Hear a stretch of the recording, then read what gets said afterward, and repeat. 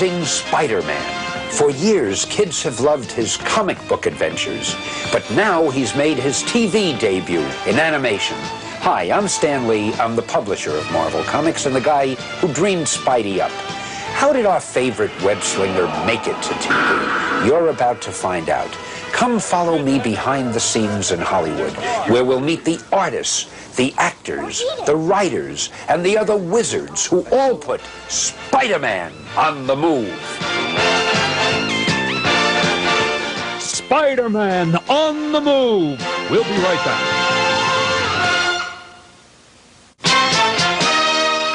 Now back to Spider-Man on the move.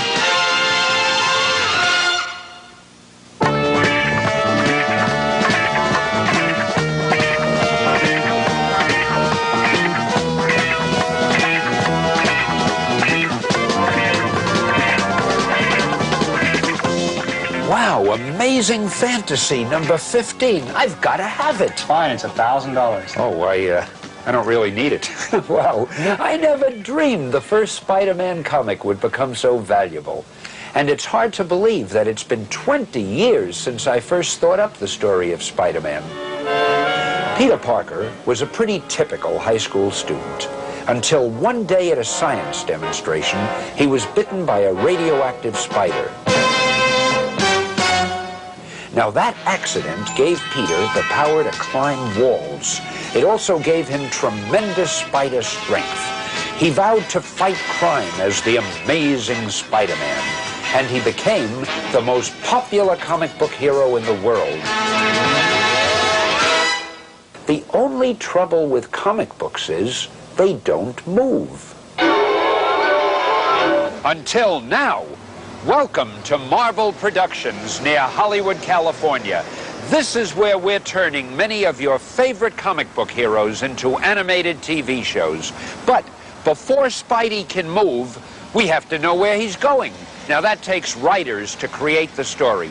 And the first step is a story conference. So in other words, he has to do something where Firestar is brought into the scheme because of her powers. Yeah. She's the only one in the world who can do something along with him. That's good, I like that. That's fine. There's a lot of give and take at a story conference. Don Glut and Christy Marks are two of our writers. They're suggesting storylines to Dennis Marks. Dennis is no relation to Christy, but he is story editor and producer for our latest television series. Spider-Man and his amazing friends, Iceman and Firestar. How evil was he? I mean, is he like a Frankenstein? Does he create a monster or something like that? Television and comic books have one thing in common. They both depend on pictures to tell the story. Everyone at the story conference tries to come up with strong visual ideas. Fire monster. A fire monster. Huge. A huge monster is about, 10 stories high. Bigger. 20 stories. Now I'm scared. 20 stories is frightening. And it stomps through the city, and everywhere it steps, everything bursts into flame. Of course, any trouble our spider friends get into, they also have to get out of. If you write yourself a giant fire monster, you'd better be able to get rid of it. Using all these stolen fire. Wait a minute. I've got an idea. Iceman freezes the Hudson River in columns, and on cue, they melt the ice columns, and the water comes rushing in, engulfing the fire monster, and we see his fiery hand go down. As you can see, our writers can be real magicians when it comes to dreaming up stories. They keep the ideas coming, fast and furious. I got it. The Goblin has a formula that'll turn everybody in New York into ugly little green goblins. My formula will make everyone ugly, grotesque, horrific, like me! I got it. Craven brings dinosaur eggs back to New York, hatches them, grows them into a full-size army of dinosaurs, and uses them to take over the city.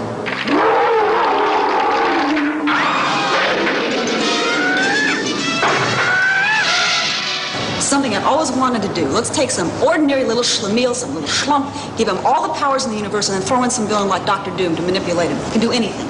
I want new shoes and fancy clothes. And a gilded carriage with 6 black horses. And those nasty boys will be my foot servants. Spider friends, Spider friends? go for it! Go for it!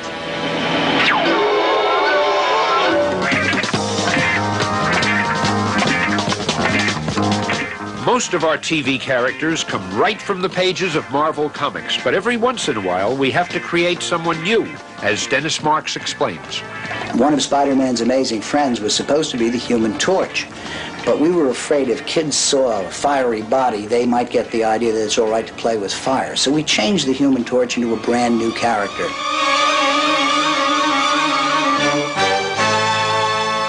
A beautiful woman called Firestar.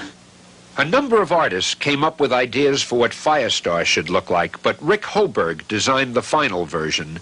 Rick started out as a comic book artist. He says drawing for animation can be a little trickier. The design has to be simple and clean because there's hundreds and even thousands of drawings that go into even just one segment of an animated cartoon, and not one person will work on it, but maybe 1,000 people will work on it. Rick has been one busy artist. Besides Firestar in the TV version of Iceman, he designed the evil Video Man, a sort of video game come to life. And that's not to mention Swarm, a super bad guy who's made entirely of living bees.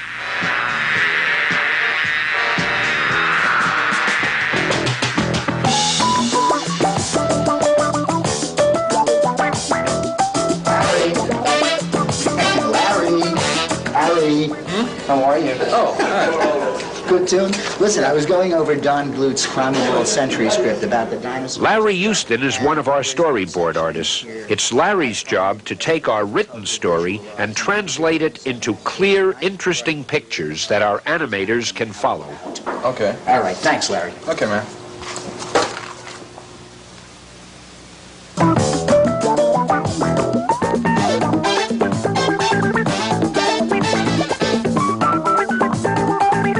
There are more people than just kids who watch cartoons. There are people like myself who enjoy watching this. They enjoy the escapism. They enjoy the adventure. And when you adapt something and make it just like the comic book, you can enjoy it. A finished storyboard is a lot like a comic book, and it gives us a chance to see how good our story looks all together. Or one last chance to change our minds. Now, this is when we hear from the president of Marvel Productions, that is, Mr. David DePatie. Well, I'm always concerned about these areas because it's like we don't pay proper attention to effects. You know, we're always concerned about the character animation, but in the... David DePatie ought to know a thing or two about animation. After all, he helped create the Pink Panther.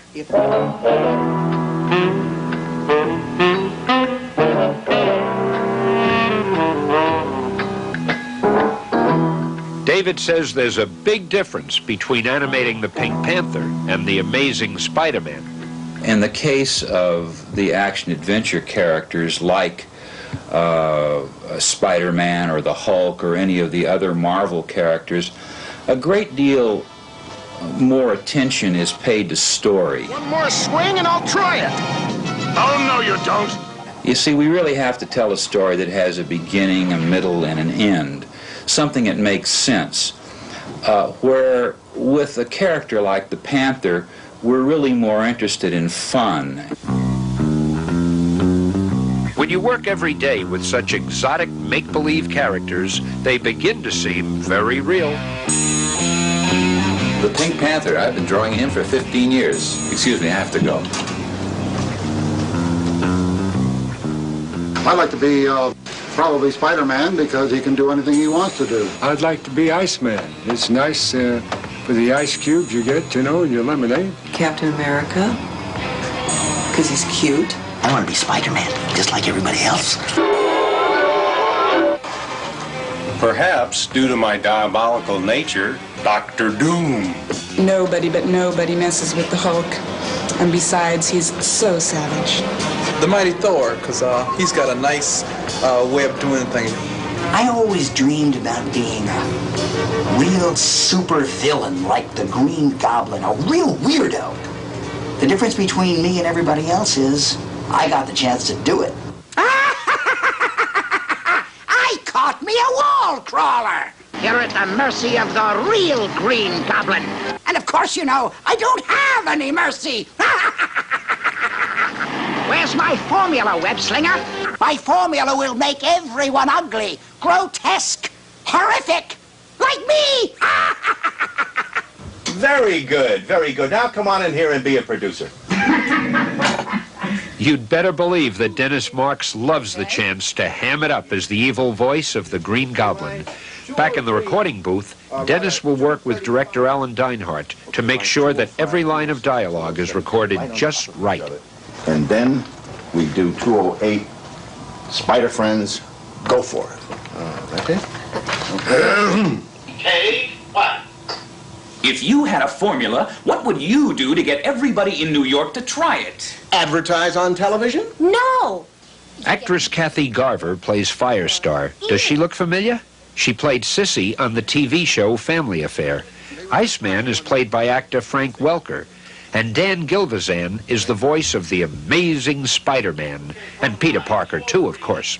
There is a difference between the two voices. Peter Parker is a college student. He's very unsure of himself in a lot of ways, especially with girls and things, and which I can relate to very easily. And like Peter might sound like, well, gee, we got to go over here sometime. It's a little bit sort of up in a higher register, a little bit different. When he becomes Spider-Man, he becomes a take charge sort of guy, and it's closer to my real register, and it's more like, Spider Friends! Spider Friends! Go for it! We gotta have more enthusiasm with the go for it. Every line of the script has a number. That's not only to help the actors to find their place. Later on, it will make it possible to splice the voices together. Director Alan Dinehart helps the actors deliver each line with just the right expression. Once again now.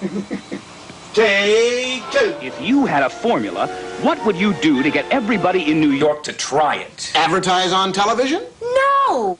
You get people to breathe it, or eat it, Or drink it. He'll try to put it in the drinking water. I hate to say it, but the wall crawler's right. And the city reservoir is right here in the park, just a few blocks away. Spider Friends, go for it! Very nice, very nice. We could use that. Aunt May, don't!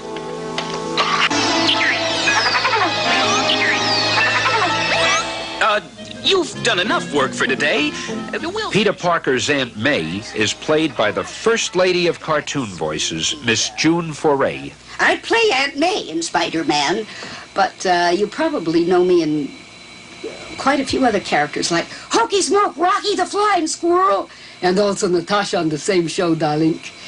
And Little Nell, who loves Dudley, but Dudley always loves his horse, unfortunately. And of course, all the fairy godmothers and the fractured fairy tales and the little princesses. And don't forget scary, brash, impolite, and all around yucky.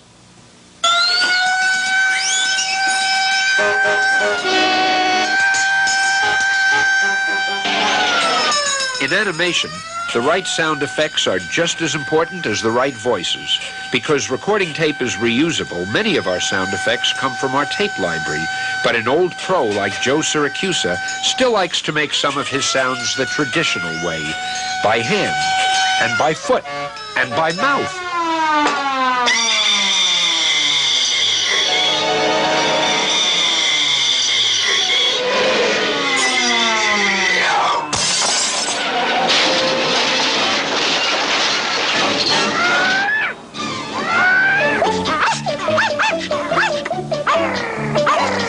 You never know where you'll find the next great sound effect. This is Ms. Lion, the Spider Friend's pet dog. Her bark is supplied by Iceman himself, actor Frank Welker. Like we were trying to find a voice, we could have done a Beverly Hills watchdog sound, which was a little too small. So we decided it is a female dog, and we wanted to get a sound, so we went with